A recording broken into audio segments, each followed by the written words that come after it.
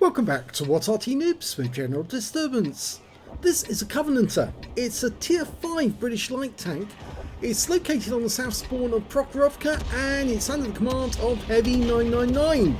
Now this vehicle used to be a Tier 4 vehicle, but Wargaming promoted it and have now made it Tier 5, and unfortunately it really doesn't have the capability of being a Tier 5 tank, so yeah, it's very difficult to play. Game started. Well, he's got a 40mm gun, which is a 2-pounder. It's got a burst capability of 4 shots, and well, each of those rounds is capable of doing 60 alpha, penetrating 86mm with standard, and with the APCR that goes up to 112. Now you can see that heavy999 is going straight to the centre. He's going to spot a few enemy and see if he can pop a few rounds into them. That's why he's selected the APCR straight away. A couple of enemy tanks spotted. Not going to engage them because they're just too far away for him to do any damage. And the only tank he could have engaged was the AMX ELC, and he's in the village at the moment. So what can I tell you about the Covenanter? Well, it's an interesting tank in many ways because it was the London Midlands and Scottish Railway Company, yes, a railway company, who actually came up with a proposal to build the Covenanter. It was originally going to be built using welded joints, but as you can see here on the actual model, it's actually riveted. They had a bit of difficulty originally with the riveted metal, the welded metal, and so they thought, oh well, we can't do it with welding, we'll do it with yeah, that's what it can do, fast firing those rounds. So they thought they'd actually build the thing using rivets instead of welds. Well, you know what, rivets, the problem is, if a shell hits a riveted tank, it'll pop the rivets out and the metal will just fall apart. It's not a very good choice. That's why eventually people started moving away from rivets for tanks and onto welds. If a welded tank gets hit, it normally sort of like distributes the stress through the actual hull itself. Oh, that guy's coming towards him and he's stopped. It was a VK3001 and he was angling, getting ready for a shoot, but he's gone. So I think that heavy999 got the spotting off that one. He's up to 700 spotting already. 552 from that VK. 148 originally. Now what else can I tell you about this tank? Well, the radiator is at the front of the vehicle, and you might ask, why did they put the radiator at the front? It's that thing on the right side of the vehicle. Well, the reason is because it's actually a flat 12-cylinder engine inside the engine bay, and just wasn't enough room to put the radiator in there as well. So the engine literally took up all the space that was available, and so they had to stick the radiator somewhere. And some bright sparks said, well, we'll put the radiator at the front of the vehicle, and that way the wind that's blowing over the front of the vehicle will cool the engine down. What they didn't think about was all the pipes that feed the water to the engine and to the radiator actually are located along the side of the vehicle, which means the drivers and the crew are getting cooked by the hot water coming along the side of the vehicle. See, it does have good burst damage. They've actually increased the interclip fire speed, so it does fire a lot faster. 0.4 seconds between each shot. Used to be that it was a fairly slow clip speed, but they've increased it now. So this vehicle wasn't proposed to actually send it out to the Western Desert because with its radiator problems it was very difficult for it to cool itself down. So they thought, no, we can't use this in the desert, and it was relegated to home guard use. Nice shots into the side of the Valiant. Can he get the kill? No, he doesn't, but he... Look at that, he's unloading into the side of an OI. No problem penetrating that guy.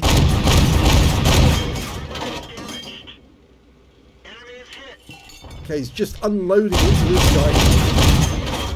and he doesn't get the kill because that goes to somebody else. In fact, it was the T150. So what happened is that these tanks were actually kept in England for home guard use. They were actually given to various armoured divisions, and whenever those armoured divisions were sent abroad or overseas, the tanks stayed behind and they were given fresh tanks and new tanks to use. The Covenanter was actually used as a training tank as such, and also to bolster morale. What they would do is they would actually stick these tanks on railway wagons. Oh, got hit there by the Chi 2. They'd stick these tanks onto railway wagons and they'd move them all around the country at night. So all the German spies, if there were any, would suddenly see tanks appearing on railway wagons. Oh, we got that kill. So this was probably one of the most travelled tanks in the UK, because they were spending all their time going up and down the country on railway wagons and not actually doing any fighting at all. But they fooled the Germans, because the Germans obviously believed that we had loads of these tanks. Well, the Excelsiorsaurus and the P-43 Biz did as well. Well, now I'm afraid Heavy is very short of hit points. He needs to get into cover. He has potentially got a patrol duty though, and there's only 2 enemies left. There's one of them, the M4A1. He might be able to creep up on him, but there's the P-43 Biz, and well, he's got a 90mm gun. So they were extremely well travelled tanks, the Covenanters, but they were basically only used for training.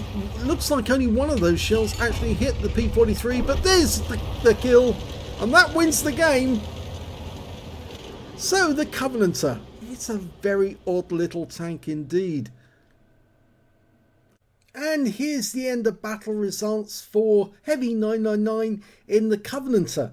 He managed to get an ace tanker in this tank, and he also got a spotter badge for spotting at least 1,000 hit points of damage, a fire effect for doing more damage than the hit points of his own vehicle, and he also got a bruiser medal for getting at least 5 critical hits. He got 5 exactly.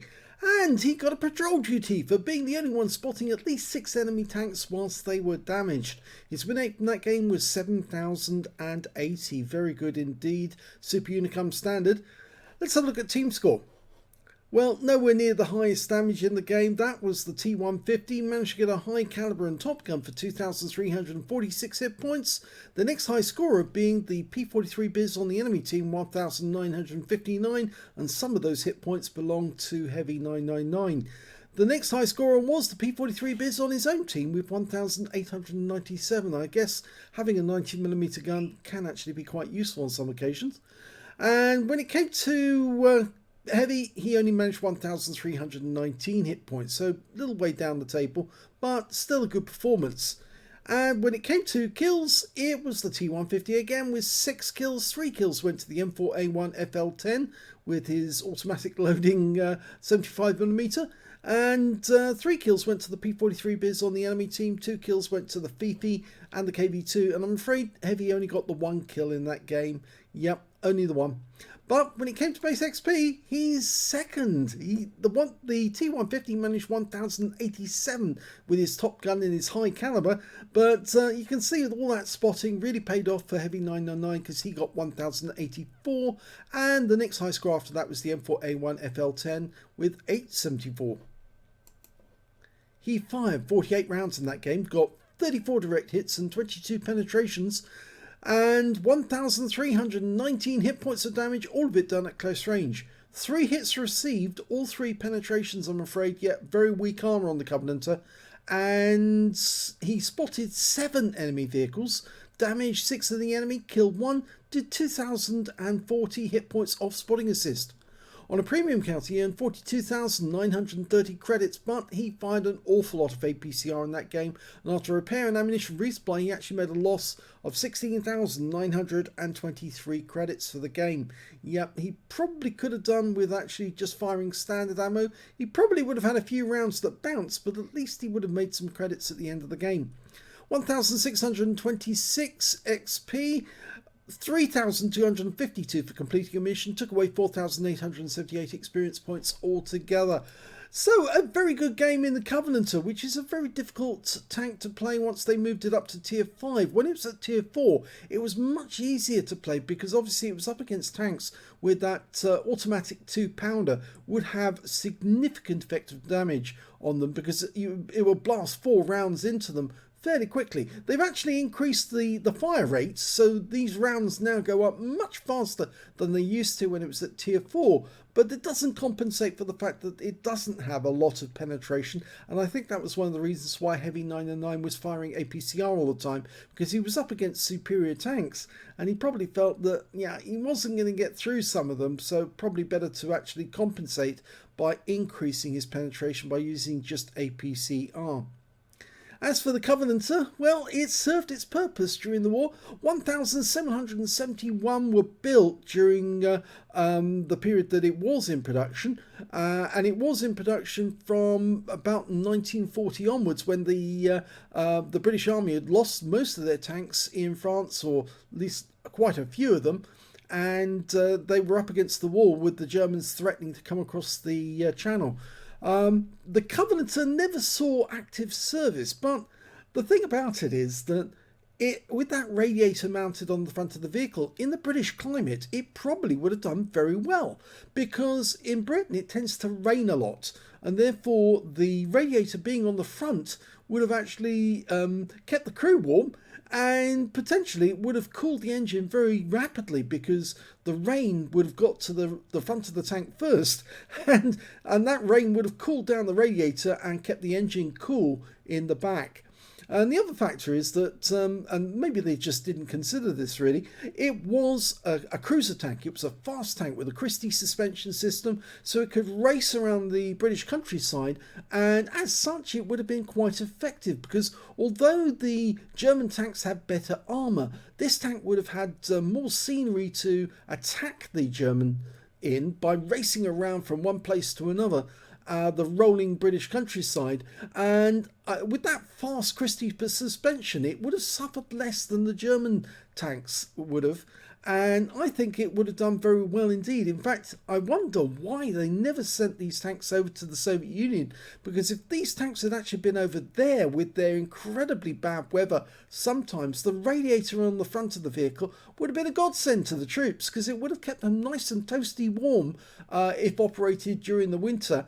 And although they might have had problems with the feed of the radiator fluid coming along the side of the tanks, I think they probably would have had to have found a way to keep that fluid liquid with plenty of antifreeze to keep them operational. But the Covenanter is an interesting tank, but it really served its purpose merely by being transported around the countryside on a rapid basis on the railway, and fooling all the German spies into thinking that the British Army had loads of tanks, when in actual fact they only had 1,771 of these. And whilst they were building the Covenanters, it was actually holding up the production of Valentines and Matildas. So they had to make good use of the tanks that they had built, because although they didn't think that they would ever see service overseas, they certainly did see service in the UK as a training tank, and also to fool the Germans into thinking we had loads of armour and it would be a very bad move coming across the Channel. And in that sense, it did work. One last thing actually, you might have wondered what the name comes from, Covenanter. Well, it was a Scottish religious faction during the Three Nations War, way back a long time ago, centuries ago, and the Covenanters were this religious faction in Scotland. So that's where the name comes from.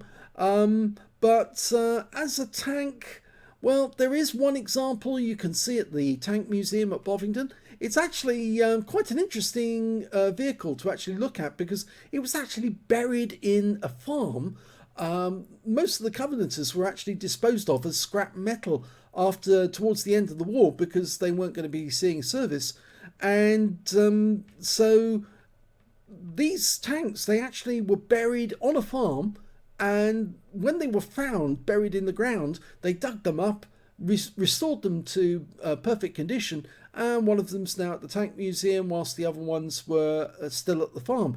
I think apparently the farm was used as a test range, and that's why they were buried, because they were going to be used as test targets for other tanks. But it's a good job they did bury them, because otherwise we'd have no examples of the Covenanter to have a look at. But certainly it's not a very good tank. I must admit, I've seen David Fletcher's lecture on the Covenanter, and he said it was a pretty poor tank as well. But it did do what the job that it was assigned to do, and therefore it fooled the Germans. So anyway, I hope you enjoyed that replay. If you did, please give this video a like. Do subscribe to our channel. Leave a comment down below because it feeds the algorithm.